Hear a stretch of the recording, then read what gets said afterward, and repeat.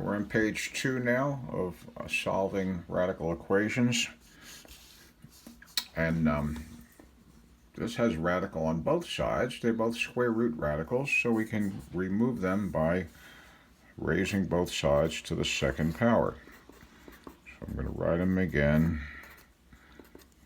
Just trying to make it real clear what's going on. Okay, so there's a square. Both sides, we're just left with 4x plus 3 equals 6x minus 11. Like an old math 1050 exercise. Okay? If we solve this, we take away 4x from each side. And then we'd have 3 equals 2x minus 11. Add 11 to both sides. And we have 14 equals 2x. Divide by 2. And we get x equals 7. And then if we try that out, you got to try these out because sometimes they don't work. Plug in a 7 for x. 4 times 7 would be 28. 28 plus 3 would be 31. So we'd have square root of 31. What happens on the other side? 6 times 7 is 42. 42 take away 11, 31. Square root of 31 equals itself, certainly. So the solution is good. The thing to watch out for here is sometimes you wind up with the square root of a negative, and then we have to dig a little deeper. Often there's no solution. Again, square root equals square root, so I can just immediately raise both sides to the second power. I can square both sides, and that will get rid of the radicals. So on the left side, you just get 3x plus 8. On the right side, you get x plus 2. If I take away, let me switch pencils here, take away x from both sides to get all the x's together, it'll say 2x plus 8 equals 2. And if I take away 8 from both sides, got 2x equals negative 6. And divide by 2, we get x equals negative 3. Now if we just stop here and say, oh, there's my answer, not good. Take the negative 3, plug it in, see what actually happens. When you plug in the negative 3 here, well, let me write this one out. Maybe I went a little too fast with the previous, but we've got this. That's our little question mark.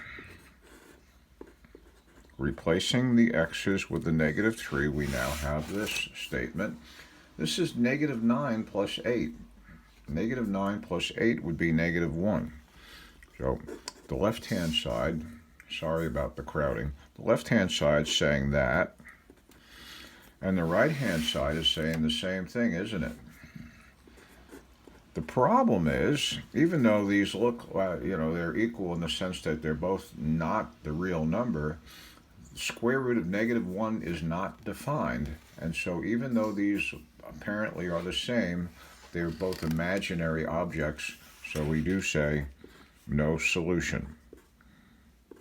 Again, why are we saying no solution? Because the only answer we get from all our steps is something that's not real. Square root of negative 1 doesn't exist. You cannot square anything and get negative 1 as the answer, as the result. So this is impossible. This one is a cube root. So if we raise both sides to the third power, that will erase the radical signs.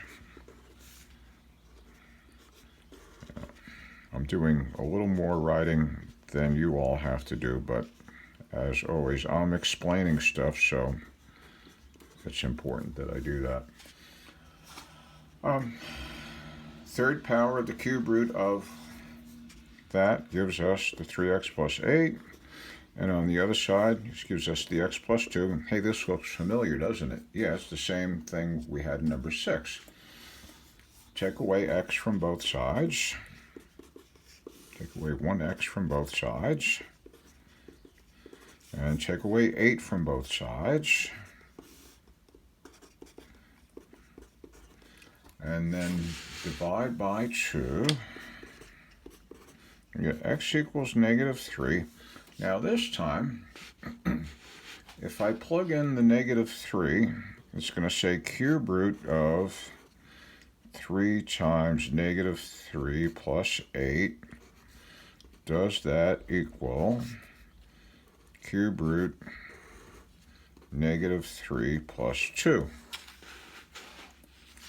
Well, that's negative 9 plus 8 again is negative 1. And on the other side, we've got the same gosh darn thing. And here it's okay because it's an odd index. The cube root of negative 1 exists. The cube root of negative 1 is negative 1. Negative 1 to the third power means negative 1 times negative 1 times negative 1 is negative 1. Okay? So now that I've made you dizzy with all this negative 1 talk, remember the answer is not negative 1, the answer is negative 3.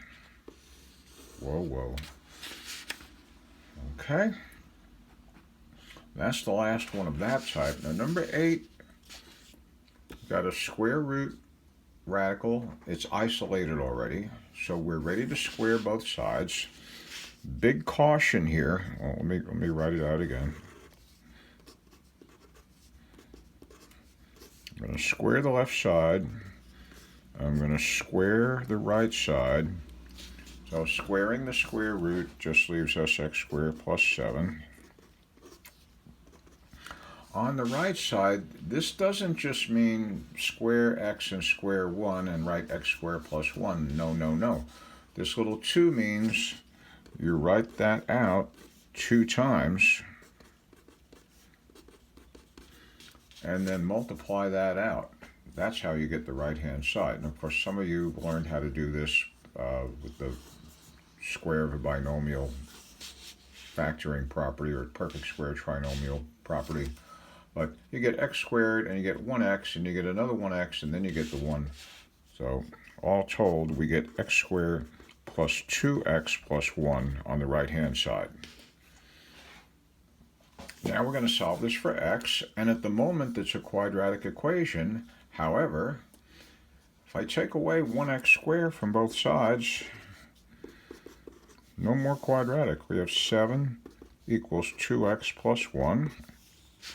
If I take away 1 from each side, it's going to say 6 equals 2x, and divide by 2, and we get x equals 3.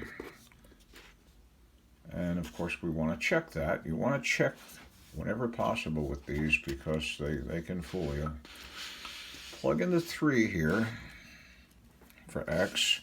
We'll have 3 squared plus 7. Does that really equal 3 plus 1? And the answer is yes, because that's 9. 9 plus 7 is 16. This is square root of 16 equals 4. True statement. So 3 is a good solution here, and that's the end of page 2.